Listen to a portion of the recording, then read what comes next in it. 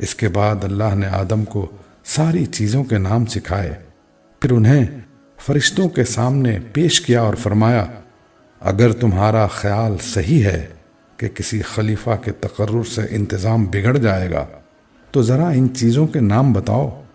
انہوں نے عرض کیا، نقص سے پاک تو آپ ہی کی ذات ہے، ہم تو بس اتنا ہی علم رکھتے ہیں جتنا آپ نے ہم کو دے دیا ہے، حقیقت میں سب کچھ جاننے اور سمجھنے والا آپ کے سوا کوئی نہیں۔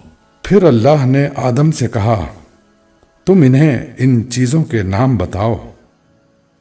جب اس نے ان کو ان سب کے نام بتا دیے تو اللہ نے فرمایا، میں نے تم سے کہا نہ تھا کہ میں آسمانوں اور زمین کی وہ ساری حقیقتیں جانتا ہوں جو تم سے مخفی ہیں۔ جو کچھ تم ظاہر کرتے ہو وہ بھی مجھے معلوم ہے، اور جو کچھ تم چھپاتے ہو اسے بھی میں جانتا ہوں۔